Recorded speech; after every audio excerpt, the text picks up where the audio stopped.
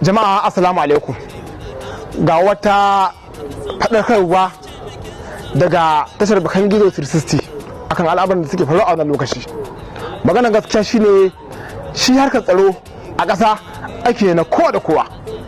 Tarbiyya ta yaro aiki ne na kowa da kowa. Aikin hukuma ne, aiki na ne, aikin ka ne, aikin ki ne, aikin ku ne, aikin mu ne.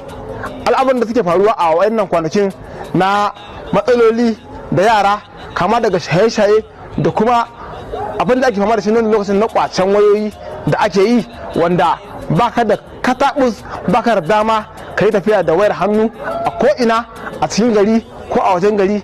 Za a iya zo a same ka kwace maka yara marasa tarbiyya wanda suka sa kansu a cikin wani mummunan ɗabi'a. To jama'a a kula. Ke biki san nan wajen kwacen waya ake bane? Biki san yan kwacen waya sun yawa ba yanzu kin jawo mu nan lungun? Kai ka san ko ni wace ce kuwa? Ni fa kanwa Alinyawa ce fa. Duk yawanci yan daban da suke duk shine ogansu. To ka san ku babu uban da sai an she mun waya. Kalace ba wata ke fa nake ta jira tun ɗakin nan fa. Tun ɗakin ina zuwa in ke nake jira fa.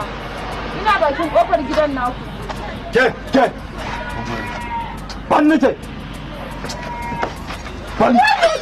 Gashi ya guri ka tafi. Fitana, kuce. Kai ba za ka wuri ba. Bare mana. Fitana, kuce.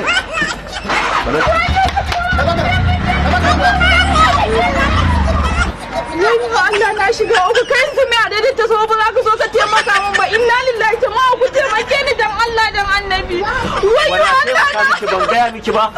Ban fada miki ba. Dalla ma da ma ban kudi nan wari. Kai yanzu kai baka da imani ne da ba za ka iya tsaya. Ba na ka kai min magana baka taimake ni akan halin da nake ciki, amma sai kai min maganan kuɗin ka na banza da wafi. Ba na miki magana ba. Me kika ce mun ba ce ba kika ce yan shugaban yan daba wace? Ban kudi na dalla ma da ma. An kya ba da kuɗin. Shine kuna kallo dai kamar yanzu da kuke iya gani idanuwan ku ga da faru akan wata yarinya wacce aka kawo wani guri akan adai sauru. Kuna kallo daga shi abin da faru.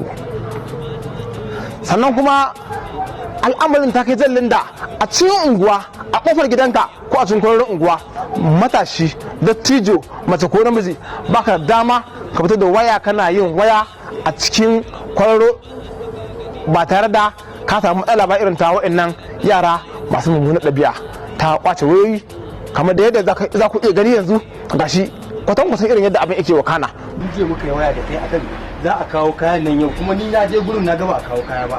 Haba. Me kake cewa? To ni ne mana ya baka sai mun dinnan waya na ba muke. Kamar na ce ba ka mun koko. To a ƙarshe dai shine a madadin wannan tasha ta Bakan Gizo 360 muke kira ga mutane, al'umma, iyaye da 'ya'ya da kowa ɗalibai da malamai a ci gaba da yin addu'a akan ubangiji Allah ya shirya mana zuri'a ga baki ɗaya, ƙasa ta zaman lafiya, sannan kuma tarbiyyar zaman lafiya ya ƙara inganta ƙasar mu, domin wannan aikin gyaran shi ba na mutum ɗaya bane ba, gyara ne na kowa da kowa. Ba gyaran gwamna bane shi kadai, ba gyaran shugaban kasa bane shi kadai, ba gyaran shugaban karamar kowa bane shi kadai, a'a gyara ne wanda ya hada da ni da kai dan majalisa mai zabe da kuma wanda ake zaba. Wassalamu alaikum.